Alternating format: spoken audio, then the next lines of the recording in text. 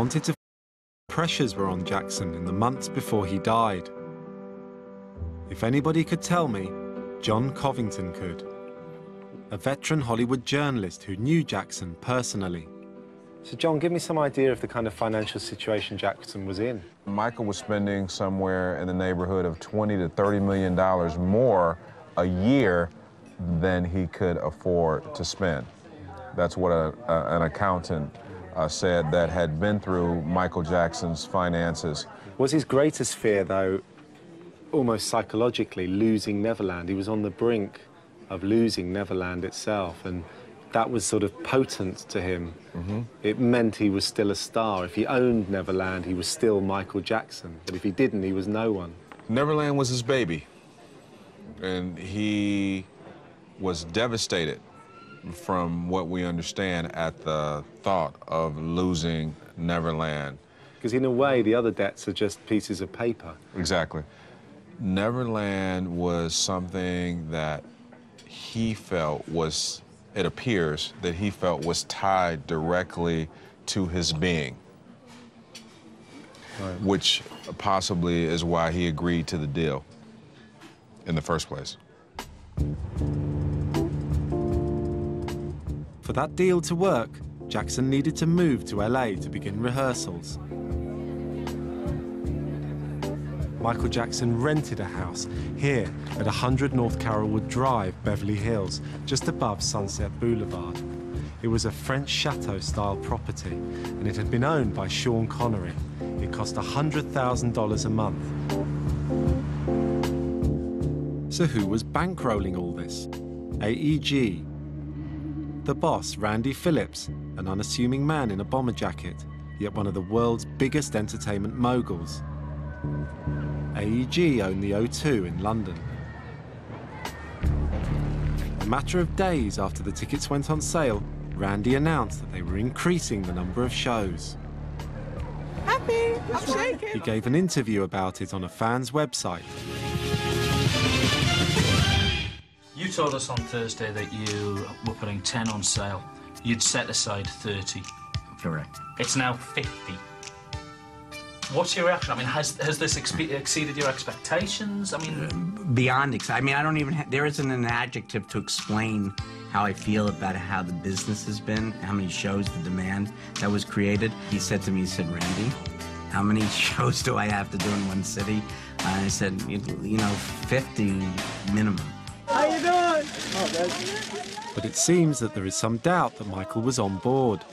He was reported as saying, I went to bed knowing I'd sold 10 dates and woke up to the news I was booked to do 50.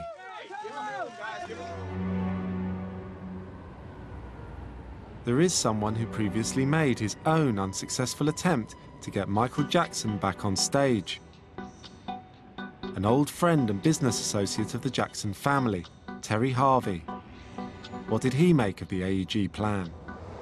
Terry, did you think these concerts were ever going to happen? I said he'd never do one show. I said it starting in February, and I said it all the way to the day he died. I believe that they got 10 shows insured. I believe Michael agreed to do 10 shows. But did he agree to do 50? No, I don't believe he agreed to do 50. You don't think he agreed up front to do 50? I believe he agreed to do 10 shows. So when did they up it to 50? The minute they started selling out. He was alleged to have said to the people organising the concerts, please no more concerts. 50 shows, a lot of shows. Michael ain't performed in years. So, you know, it's just like an athlete. You got to train for that. You got to be mentally, physically ready for that. To me, it was frail.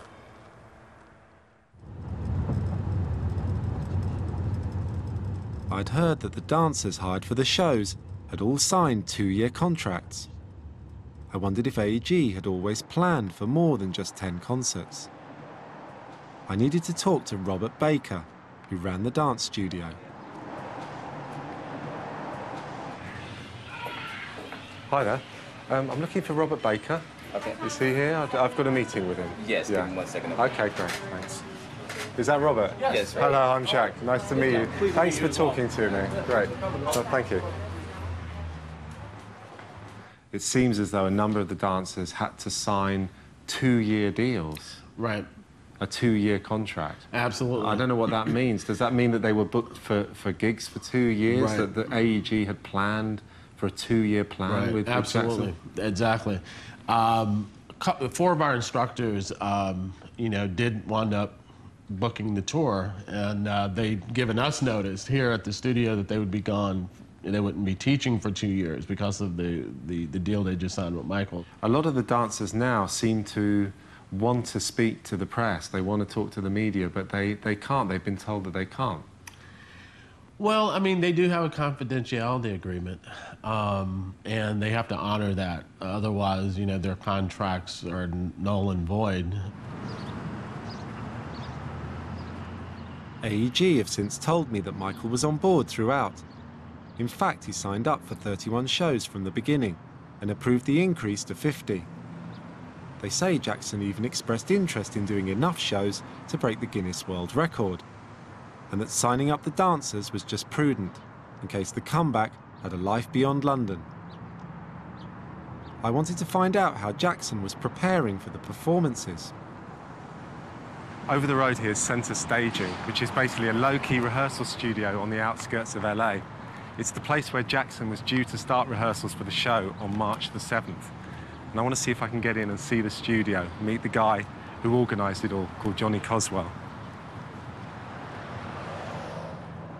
So it was quite a kind of low-key approach. He wasn't sort of going for razzmatazz. Well, He was coming here. it was a kind of a, we were the top secret location in Burbank. We were being referred to as a undisclosed top secret location that he's rehearsing at in Burbank. So there wasn't a lot of people here because a lot of people didn't know it. He was due to start rehearsals on March the 7th, I believe, here. And he didn't show initially. Do you know why that was? I don't know why that was. Okay. I don't know why, but he did show up here at the end of March. Towards the end of March? At the end of March, and he stayed here through March, April, and May. Okay. So he was here for those whole 3 months? Yeah, he was here for the end of March, all of April, all of May. And on the 1st of June, he moved to the Forum. But others have questioned his commitment to the rehearsals. And in the rehearsal rooms, did you get any inkling of what the show was going to be like? No. And if I did, I couldn't tell you. Everyone that was involved internally were required to sign an NDA. Oh, okay. Right. Okay. Yep. So it was all pretty top secret? Absolutely. We heard things like elephants and all this kind of insane show. It got madder by the day, a 3D thriller, a new moonwalk. There were all these things being talked about. I'm sure a lot of that was true and a lot of it was fiction. So I can't speak to what was true and what was fiction without breaking confidences, but I will tell you this, it was going to be the biggest show ever. Jackson walked this very same walk to save his future. I wonder what he felt as he approached his first attempt at a performance on stage for more than a decade.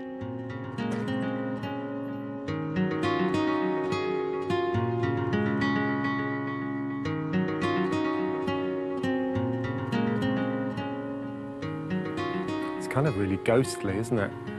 Because it only happened a couple of weeks ago, and yet it feels like it's already passed into Jackson legend, you know, what's happened. It's just quite eerie. Johnny told me off camera that the whole of this wall here, this side, the whole wall up until this line here, from here to that wall, was the stage. They built a stage for Jackson there. No one will say what the truth of it is. Now everyone's talking about he was back to his old form, he was back to what he was like when he was 18. I mean, this can't be true. The man died a couple of weeks later. With 3 months to go before his O2 shows, Jackson began what seemed to be delaying tactics.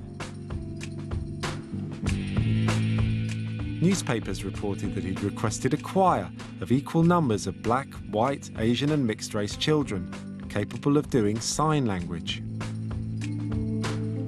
And on the 1st of April, 3 months before the first O2 concert, There were stories that David Copperfield was to mastermind a series of spectacular stunts, that Jackson had ordered 100 mirrors for the show, and 300,000 Swarovski crystals for his costumes.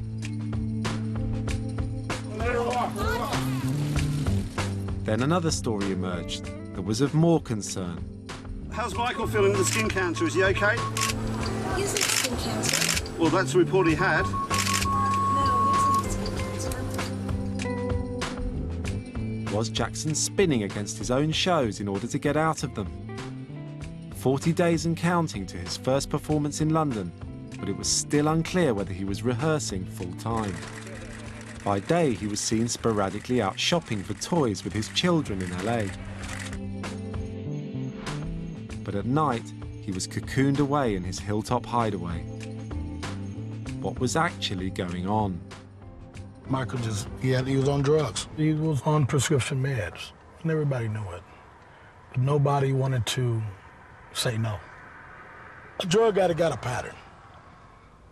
A drug addict has a pattern. When they doing drugs, that's all they want to do is get they high on. No matter what's going on around them, they will come up with an excuse not to go. They would come up with whatever story, imagine. I'm sick. I don't feel good. I need this. And that's what it was. Drugs were nothing new to Michael. He'd been addicted to painkillers for 20 years. It all began with the filming of a Pepsi ad in 1984. A stage light exploded over him, causing third-degree burns. We did not have to use skin grafts nor hair transplants, and hopefully this will provide Michael with a normal, natural head of hair. Jackson began taking painkillers to deal with the prolonged agony he was in, and soon became addicted. It was the worst-kept secret in Hollywood, but no one knew the scale or the intensity of his drug taking until his body lay on a mortuary slab 2 weeks ago. I met Dr. Drew Pinsky, who treats some of Hollywood's richest and most famous drug addicts, and asked him about the cocktail of pills and injections that Michael Jackson was said to be on. Dr. Pinsky, could you tell me in lay terms what kind of drugs Michael Jackson was alleged to have been taking? He's supposed to have been taking opiate pain medication like Vicodin, Lortab, codeine, those sorts of medications, and maybe even some injectable opioids like Demerol, morphine. The longer-acting oral opiates like OxyContin have been suggested as well. The benzodiazepine medication, which is Valium and Xanax, Klonopin, drugs like that, as well as hypnotics, in which case Diprovan came up recently as something that was found on his house, and that's a very strange medication for somebody to have in their home. I must tell you that in my world, I treat drug addicts all the time. The combination of opiates, opioids, and benzodiazepines is routine. Not to say that it's not dangerous, it is, but they seem to find their way to those almost without exception. The only bizarre and really, frankly, outlandish medication that I've heard of Michael Jackson using is this, which is just, I mean, you can't even imagine how outlandish that is to me. Tell me about Diprovan. Diprovan is a medication we use in intensive care units to keep ventilator patients unconscious, like if you're on a breathing machine. It's used for induction of anesthesia. It's an intravenous medication, requires intensive monitoring. The idea of someone using that outside of the hospital to me is just outlandish. How, if he was so medicated, could he have even stood on a stage? It's almost comical to me that people ask that question. I mean, rock and rollers have been doing it forever. They, in fact, get intoxicated because they think it improves their performance. My patients that are in the music industry, which I have many, they're loaded right now in performing. And they may take a little more when they get off. They may take a little less before they go on, or more. You can't tell. These opiates and benzos, they have a high degree of tolerance. And so you don't seem sedated when you're taking them, but you can be really intoxicated. So how was Jackson getting his hands on these drugs? On one level, Hollywood is about glitz and glamour, but it's also built on a secret industry of Dr. Feelgoods, Twilight characters helping celebrity addicts get their fix. Dr. Feelgoods are nothing new to this community. They've been here since there's been a Hollywood, and they will be here as long as there is a Hollywood. When you've got money, you've got access. So this town drugs run rampant. There are those who blame the people around Jackson. They say in his last days, there were two groups of insiders around him. The good guys, the family and the management, the people trying to get him off drugs, and the bad guys, who didn't try to stop his addiction. You can't fault Michael. He's a drug addict. What he gonna do? He's a drug addict. He want more pills or whatever, and you steady giving it to him. Who is to blame now? To me, somebody should have stepped in and said, yo, look here, MJ, you don't need that. So why does no one step in? Money.